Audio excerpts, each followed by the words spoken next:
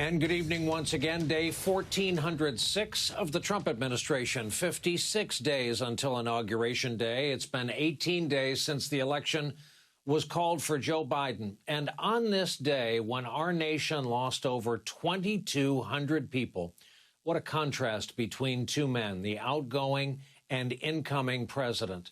Donald Trump, in the space of a little over 24 hours, pardoned a turkey and a guy who committed a felony. While today calling for the outcome of the election to be overturned, he said it out loud. Joe Biden, on the other hand, gave what was billed as a Thanksgiving address to the nation, exhorting the American people to join him in fighting the virus and not each other, a call for resilience, while noting how tired we all are in the face of this battle against an uncontrolled pandemic. I know the country has grown weary of the fight. We need to remember we're at war with the virus, not with one another, not with each other. This is the moment where we need to steel our spines, redouble our efforts, and recommit ourselves to the fight. So hang on. Don't let yourself surrender to the fatigue. I know we can and we will beat this virus. America's not going to lose this war. And America holds fast to the conviction that out of pain comes possibility. Out of frustration comes progress. And out of division, unity. As the transition moves forward, both Biden and Harris will receive their first presidential daily intelligence brief on Monday. More cabinet nominees also expected to be announced next week. Politico reporting Biden appears to be leaning toward appointing Obama National Security Advisor and Democratic Party veteran Tom Donilon as CIA director, which brings us to today's rather predictable development concerning Trump's first national security advisor, one Michael Flynn, who lied to the vice president and the FBI about his conversations with Russians, then who pleaded guilty twice. Flynn also initially cooperated with Mueller's investigation. As expected, Trump did pardon him today, posting this, quote, "It is my inexplicably capitalized great honor to announce that General Michael T. Flynn has been granted a full pardon. Congratulations to Flynn and his wonderful family. I know you will have a truly fantastic Thanksgiving." The Justice Department, which had been trying to get charges against Flynn dismissed in court, said it only learned of Trump's decision today, but in the spirit of Attorney General Barr, called the move an appropriate use of the president's pardon power. Earlier on this network, a former FBI counterintelligence official had this to say about this pardon. The president who claims he's a law and order president has just said in this pardon that it's okay to lie to law enforcement, even if you admit that you've done it. So we need an attorney general who actually is about law and order. We need an attorney general who understands that America is his or her client and who therefore relates to America and understands what we've been through as a country in the last 4 years. And irony of ironies, Sally Yates, the former DOJ official who first sounded the alarm to the Trump White House about Flynn, said to be on Biden's short list for attorney general. As all of this unfolds, we can say yet again tonight, this virus is at its peak in our country right now. The New York Times paints a dire picture of the surge, noting that for the first time since the virus erupted in our country, we've added over 2 million cases in the past 2 weeks. Washington Post adds to the story, noting the daily death tolls reaching levels not seen since early May. Today, as we said, over 2,200 new deaths were recorded in our country. New CDC forecasts estimate the total of 294,000 COVID deaths in this country by December 19. Yet despite pleas from officials and health experts to stay home, millions are traveling for the Thanksgiving holiday weekend. Politico says Trump officials and the Biden transition team today held the first of several meetings about the vaccine. And Dr. Fauci said he's already reached out to Biden's chief of staff now that he's allowed to. I've been in contact with Ron Klain, just touching base with me, telling me that we're going to be talking about this very soon now that the transition is in process. The pandemic is still taking a heavy toll on jobs. Weekly jobless claims totaled just over 750,000, an increase from the previous week. Tragic, especially at this time of year. With all this going on, the outgoing president remains laser focused, not on jobs or the pandemic, mind you, but on overturning the results of an election he lost.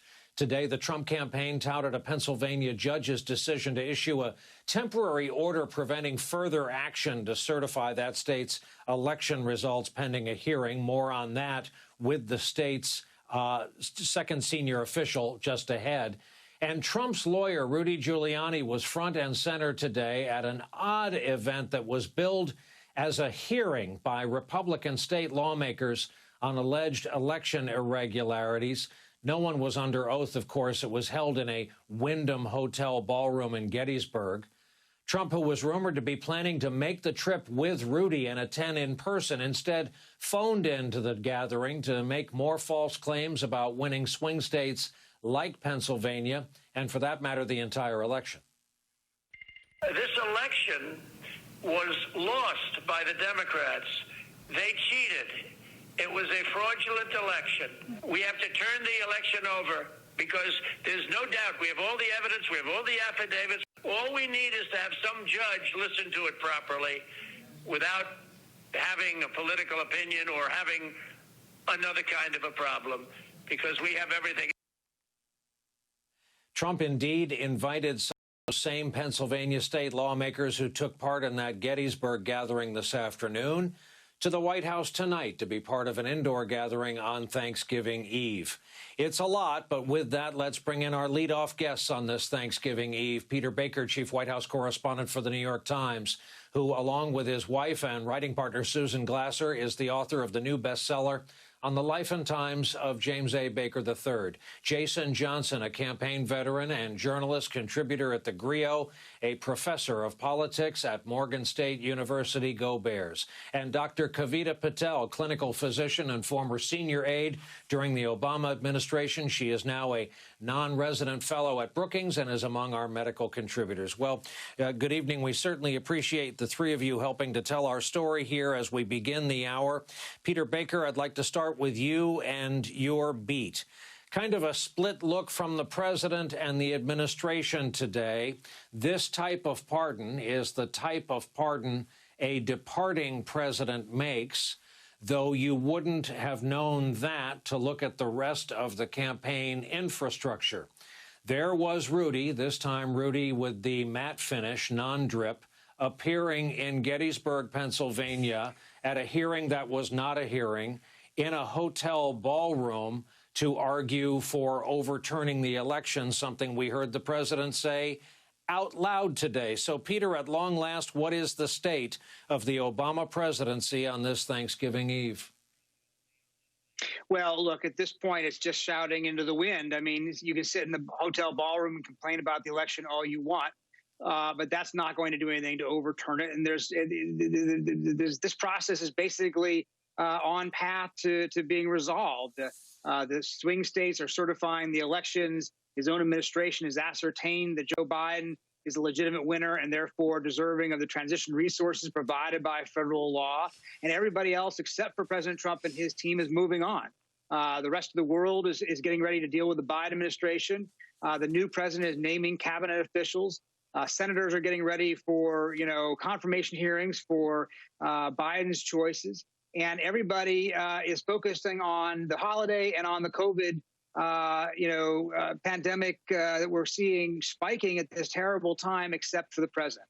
And it's quite a, I think, quite a stretch. Now, you're going to see, I think this is not the only pardon you're likely to see. What we're hearing from our sources inside the Trump circle is that more pardons are almost certainly going to be on the way over these next 50-some days.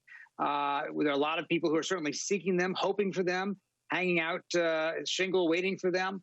But one of the big questions is whether or not the president tries to even pardon himself. And you can see him laying the groundwork for this with the kind of hearing you saw today about how he's been cheated, he's been robbed, he's been gypped, he's been, the system is rigged against him.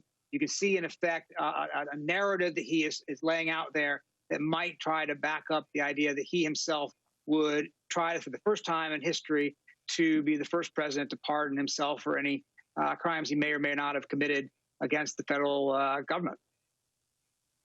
And to my friend Jason, I'm aware muscle memory got the best of me, and I asked our friend Peter to sum up the state of the Obama presidency. Obviously, mistake. Obviously, we all need time off, which we're about to get. But it does bring me to my question to you. Talk about Biden's remarks today, tone and tenor, and how familiar they were, how we could trace them back to, let's say, 44 of our previous presidents. Yeah, you know, Brian, Joe Biden has very successfully, and this was even the case before he officially won the presidency, of laying out a sort of tone and groundwork for we're going to get back to work. We're going to focus on organizing this country and trying to put people back into the lives that they had gotten used to. I have loved the fact, Brian, and this is something, because it's a prevailing theme. I think it's one of the #1 reasons that he's president. The current president, Donald Trump's mismanagement of COVID opened the door for Joe Biden to come in. And he started this months ago when he said, look, we're trying to shut down COVID, not shut down the economy. And when he says, look, we're going to war against COVID, we're not going to war against each other. I think the rhetoric of warfare, whether it's the war on drugs or the war against terror, whatever, the rhetoric of warfare has always been the kind of thing that rallies Americans together. So I think that is a very good and a very effective sort of rhetorical technique. The question will be as to whether or not he can rally Republicans around the kind of money and resources that are going to be necessary to establish these changes. But again, I also like the tone that I've heard from Biden where he's like, look, we're going to move ahead whether Trump helps us or not. We're going to move ahead whether Republicans help us or not. And I think he's going to go through with that at least in the first 100 days once he's in office. And Jason, while I have you, let me take one more to your accurate point there, and that is all the verbiage Biden used today was on the table and available to the incumbent president. We can beat this. Who's with me? We've had greater challenges before. We're the United States of America, after all. Instead, he chose denialism. Yeah, the current president is responsible for where we are now. His undoing politically was his inability to manage this issue. And again, his son has gotten sick, and Herman Cain, and you know, the fact that Donald Trump isn't just responsible for over 250,000 Americans dying from COVID. He is also probably directly responsible for so many people in his orbit continuing to contract COVID and him not doing anything about it. Him not even facilitating the resources necessary to make these kinds of changes. Him not even saying, I wouldn't be surprised, Brian, if we saw pictures of Trump having a Thanksgiving meeting with his family tomorrow with all sorts of people running in and out, which every single doctor in the country has told us not to do for safety. Joe Biden isn't just laying down the groundwork for how he's going to behave as a new president of the United States. He has set a contrast to Donald Trump about modeling decent behavior and how you select your administration, how you organize things, and how you behave in order to help a country through an unforeseen pandemic, but a solvable one with the proper behavior and discipline.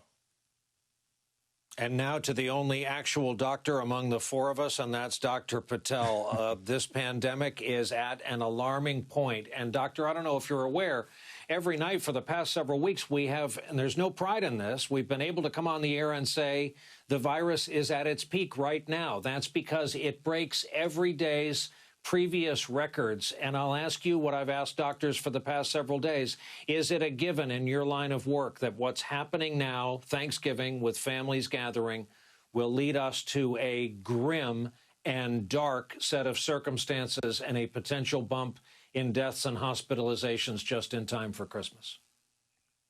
It is, Brian, and it worries me because we're, as you point out, not just in time for Christmas, but we're getting into a season where I think, critically speaking, we've got healthcare workers. My brothers and sisters are literally giving their lives right now, and I don't know how much more they can take.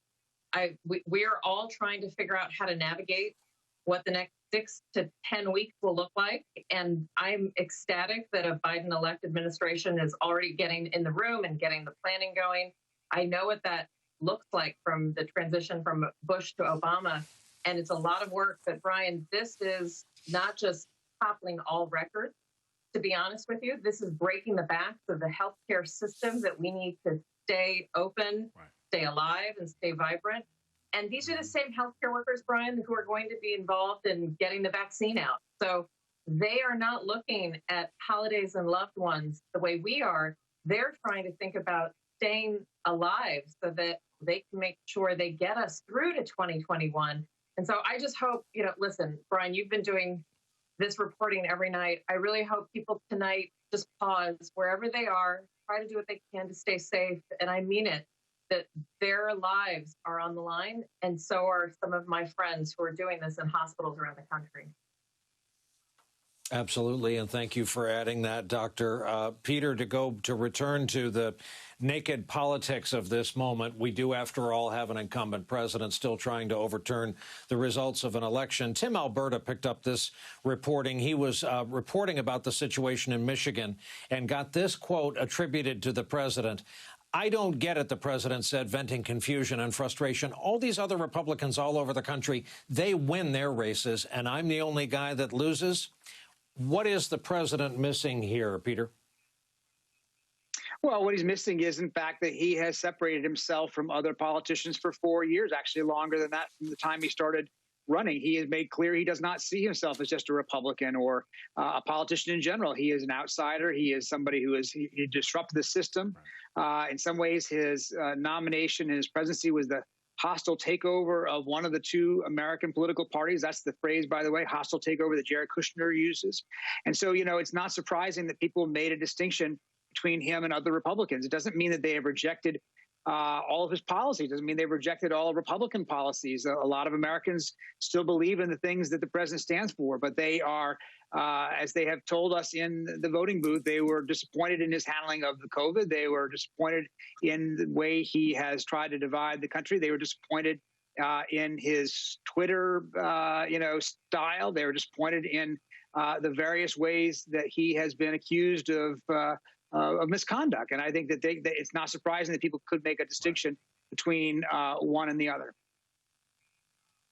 Jason, I got something to play for you. This is former Congressman and host of Morning Joe, Joe Scarborough, with Nicole Wallace earlier. Whether you like Susan Collins or not, the people of Maine elected her by 9 percentage points. They voted for Joe Biden by 9 percentage points. They gave Republicans, I don't know how they gave Kevin McCarthy's House more seats, but they did. They wanted to check Democrats, and they wanted Joe Biden in the White House to check Republicans. So I have confidence that there are still some people in the middle who will work with Joe Biden, whether it's Susan Collins or whether it's Lisa Murkowski or whether it's Mitt Romney on the Republican side, whether it's Joe Manchin, Mark Kelly, Governor Hickenlooper on the Democratic side. I believe there's 6, 7, 8 people of goodwill that will work with Joe Biden and will actually forge a consensus so we can finally get things done in Washington. It's been a very long time since we've had regular order and have been able to pass bills domestically that actually could move this country forward into the 21st century. We are stuck in this partisanship, and we have to move forward and do it. And I think Joe Biden may be the perfect man for the perfect time to work with Republicans and Democrats alike. Hey, Jason, I wanted folks to hear that, but former congressmen really know how to talk, so I'm tight on time. A brief reaction from you. Will that give people hope? No. Look, I love Joe to death, but that's not going to happen. I don't know where this mysterious gang of 8 is that he thinks is going to appear. The Republican Party under Mitch McConnell has made it clear that they want every Democrat to be a one-term president. And Trump can be mad that the country's just not that into him, but there are still Republicans who are living off that Trumpist base, which says destroy anything Joe Biden wants to do. There will be no peace. There will be no comity. It will be a battle the moment Joe Biden ascends to the presidency. And Dr. Patel, same rules apply. I have seconds remaining. Should the number one focus of the incoming administration be getting the vaccine out and getting it into American arms? Absolutely. And at the same time, reassurance that we can test people and get the economy open. The two go hand in hand. Allow me to wish you all and yours a happy Thanksgiving, along with our thanks for helping us out this Thanksgiving Eve. Peter Baker, Jason Johnson, Dr. Kavita Patel. Greatly appreciate it. Coming up for us, the Lieutenant Governor of the Commonwealth of Pennsylvania has a few things to say about the incumbent president's claims